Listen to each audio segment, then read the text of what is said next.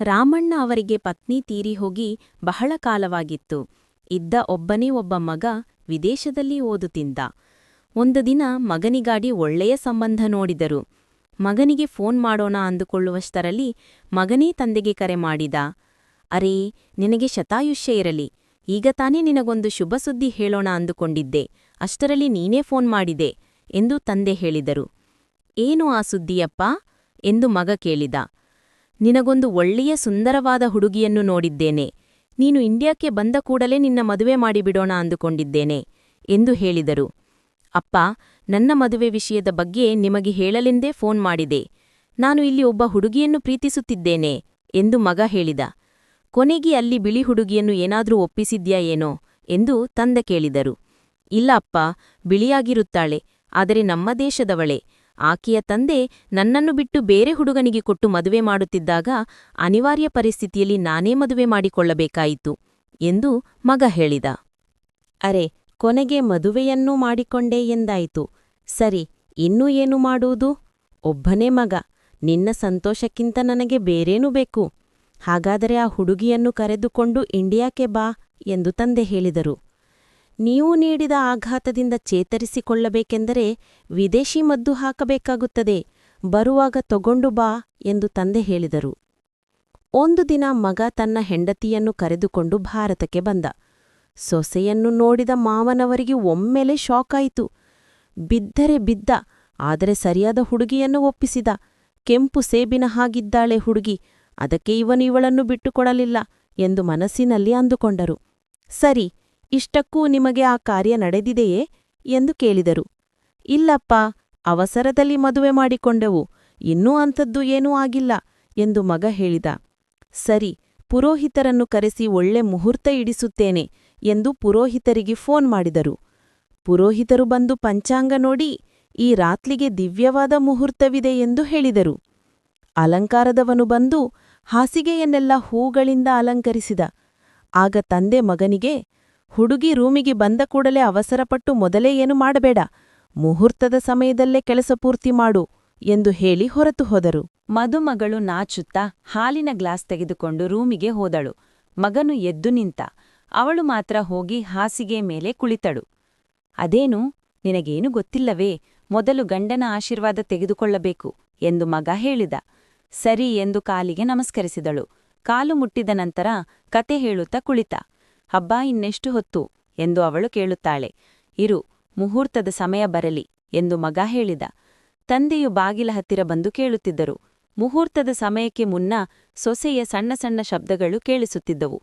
ಪುರೋಹಿತರು ಹೇಳಿದ ಸಮಯ ಬಂದ ಕೂಡಲೇ ಸೊಸೆಯ ಬಾಯಿಂದ ದೊಡ್ಡ ಅರಚು ಕೇಳಿಸಿತು. ಒಟ್ಟಿನಲ್ಲಿ ಸಾಧಿಸಿದ ಇವನು ಎಂದು ಅಂದುಕೊಂಡು ತಂದೆಯಲ್ಲಿಂದ ಹೊರಟು ಹೋದರು.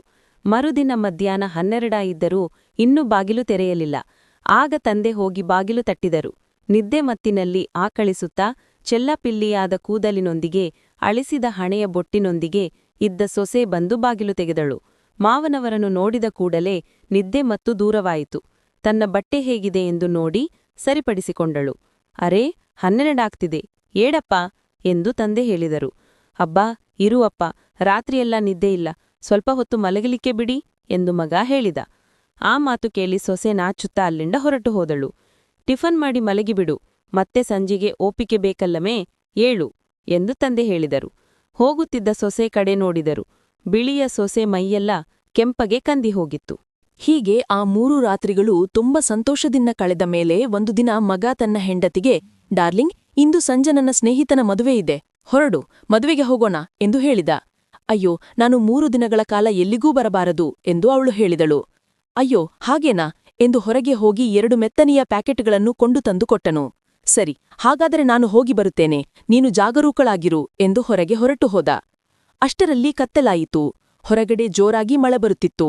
ಮಾವನವರು ಮಗನ ಪಾರ್ಟಿಯಿದ್ದ ತಂದಿದ್ದ ವಸ್ತುವನ್ನು ಹೊರಗೆ ತೆಗೆದರು. 2 ಪೆಗ್ ಹಾಕಿದರು.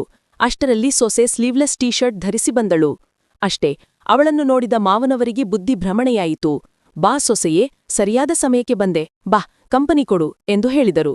ನನಗೆ ಅಭ್ಯಾಸವಿಲ್ಲ ಮಾವಯ್ಯ, ನೀವು ಕುಡಿಯುತ್ತಾ ಇರಿ, ನಾನು ಹೋಗಿ ಆಮ್ಲೆಟ್ ಹಾಕಿಕೊಂಡು ಬರುತ್ತೇನೆ ಎಂದು ಅವಳು ಹೇಳಿದಳು. ಅವಳ ಹಿಂದೆಯೇ ಕಿಚನ್ಗೆ ಹೋದರು. ಅವಳ ಡ್ರೆಸ್ನ ಹಿಂದೆ 2 ಬಿಲ್ಲೆಗಳ ಸ್ಟ್ರಾಪ್ಗಳ ಹೊರತಾಗಿ ಇನ್ನೇನೂ ಇರಲಿಲ್ಲ. ಲಾಲಾರಸ ಸುರಿಸುತ್ತಾ ಹಿಂದಿನ ಭಾಗವನ್ನು ನೋಡುತ್ತಾ ಇದ್ದರು. ಹಿಂದೆ ತಿರುಗಿ ನೋಡಿದ ಸೊಸೆಗೆ ಸುಟ್ಟ ಬಾಣಲೆ ಮುಖ ಹಾಕಿಕೊಂಡು ಬಿಲ್ಲಿಗಡ್ಡದೊಂದಿಗೆ ಇದ್ದ ಮಾವನವರನ್ನು ನೋಡಿ ಗಾಬರಿಯಾಯಿತು. ನನ್ನ ಮಗ ನಿನ್ನನ್ನು ಚೆನ್ನಾಗಿಯೇ ನೋಡಿಕೊಳ್ಳುತ್ತಿದ್ದಾನೆಯೇ ಎಂದು ಕೇಳಿದರು. ಚೆನ್ನಾಗಿ ನೋಡಿಕೊಳ್ಳುತ್ತಿದ್ದಾರೆ ಮಾವಯ್ಯ ಎಂದು ಅವಳು ಹೇಳಿದಳು. ನಿನಗೆ ಏನು ಕೊರತೆಯಿದ್ದರೂ ಅಳುಕದೆ ಕೇಳು, ನಾನಿದ್ದೇನಲ್ಲ ಎಂದು ಹೇಳಿದರು. ಮಾವಯ್ಯನವರೇ, ನಿಮಗೆ ಸ್ವಲ್ಪ ಹೆಚ್ಚಾದಂತಿದೆ, ಬೆಳಿಗ್ಗೆ ಮಾತನಾಡೋಣ, ಹೋಗಿ ಮಲಗಿ ಎಂದು ಅವಳು ಹೇಳಿದಳು. ಹೊರಗಡೆ ಜೋರಾಗಿ ಮಳೆ ಬರುತ್ತಿದೆ, ಇಂತಹ ಸಮಯದಲ್ಲಿ ನನಗೇನೋ ಒಬ್ಬಂಟಿಯಾಗಿ ಮಲಗಲು ಕಷ್ಟ, ಅದಕ್ಕೆ ಎಂದು ಹೇಳಿದರು. ಅದಕ್ಕೆ ಏನು ಮಾಡಬೇಕೆಂದು ಹೇಳುತ್ತೀರಿ ಎಂದು ಸೊಸ ಕೇಳಿದಳು. ಇದಕ್ಕಿಂತ ವಿವರವಾಗಿ ಏನು ಹೇಳಲಿ, ಅವನು ಹೇಗಿದ್ದರೂ ಇಲ್ಲವಲ್ಲ, ನನ್ನ ಹಸಿವು ತೀರಿಸು ಎಂದು ಹೇಳಿದರು. ಭಯದಿಂದ ಹೋಗುತ್ತಿದ್ದ ಸೊಸೆಯ ಕೈ ಹಿಡಿದರು. ಕೈ ಬಿಡಿಸಿಕೊಂಡು ಓಡಿ ಹೋಗುತ್ತಿದ್ದ ಸೊಸೆಯ ಹಿಂದೆಯೇ ಜಿಂಕೆಯ ಹಿಂದೆ ಬಿದ್ದ ಹುಲಿಯಂತೆ ಓಡುತ್ತಾ ರೂಮಿಗೆ ಹೋದರು. ಮಧ್ಯ ಮಧ್ಯೆ ಆಕೆಯನ್ನು ಆಕ್ರಮಿಸಿ ಬಲವಂತ ಮಾಡಲು ಹೊರಟರು. ಆಗ ತಪ್ಪಿಸಿಕೊಂಡು ಓಡುತ್ತಾ ಪಕ್ಕದ ರೂಮಿಗೆ ಹೋಗಿ ಬಾಗಿಲಿಗೆ ಗಡಿ ಹಾಕಿಕೊಂಡಳು. ಮಾವನವರಿಗೆ ಮದ್ಯದ ಮದ್ದು ಹೆಚ್ಚಾಗಿದ್ದರಿಂದ ಅಲ್ಲೇ ಮಲಗಿದರು. ಮರುದಿನ ಬೆಳಿಗ್ಗೆ ಗಂಡ ಬರುವವರೆಗೂ ಬಾಗಿಲು ತೆಗೆಯದೆ ಆ ರೂಮಿನಲ್ಲೇ ಇದ್ದಳು. ಗಂಡ ಬಂದು ಬಾಗಿಲು ತಟ್ಟಿದ ಕೂಡಲೇ ಬಾಗಿಲು ತೆಗೆದು ಗಂಡನನ್ನು ಗಟ್ಟಿಯಾಗಿ ಅಪ್ಪಿಕೊಂಡು ಅಳಲಾರಂಭಿಸಿದಳು. ಯಾಕೆ ಅಷ್ಟು ಅಳತಿದ್ದೀಯಾ, ಒಂದೇ ರಾತ್ರಿಗೆ ಅಷ್ಟು ವಿರಹವೇ ಎಂದು ಮಗ ಕೇಳಿದ. ಆಗ ನಡೆದ ವಿಷಯ ಹೇಳಿದರೆ ತನ್ನ ಗಂಡ ದುಃಖಪಡುತ್ತಾನೆಂದು ಹೇಳದೆ ಸುಮ್ಮನೆ ಇದ್ದಳು. ಮದ್ಯದ ಮದ್ದು ಇಳಿದ ನಂತರ ಮಾವನವರು ಮಗ ಮನೆಯಲ್ಲಿ ಇಲ್ಲದ ಸಮಯದಲ್ಲಿ ಸೊಸೆಯ ಹತ್ತಿರ ಹೋಗಿ, ರಾತ್ರಿ ಮದ್ದು ದೋಷದಲ್ಲಿ ತಪ್ಪು ತರಹ ವರ್ತಿಸಿದೆ, ಕ್ಷಮಿಸಮ್ಮ ಎಂದು ಹೇಳಿ ಮನೆಗೆ ಬಂದ ಮಗನಿಗೆ, ನಾನು ಊರ ಹೊರಗಿರುವ ಗೆಸ್ಟ್ ಹೌಸಿಗೆ ಹೋಗುತ್ತಿದ್ದೇನೆ, ಸೊಸೆ ನೀವಿಬ್ಬರೂ ಇಲ್ಲಿ ಕ್ಷೇಮವಾಗಿರಿ ಎಂದು ಹೇಳಿ ಗೆಸ್ಟ್ ಹೌಸಿಗೆ ಹೊರಟು ಹೋದರು ತಂದೆ. ಆ ದಿನದಿಂದ ಮಗ ಮತ್ತು ಸೊಸೆ ಕ್ಷೇಮವಾಗಿ ಸಂಸಾರ ಮಾಡಿಕೊಂಡು ಇದ್ದಾರೆ.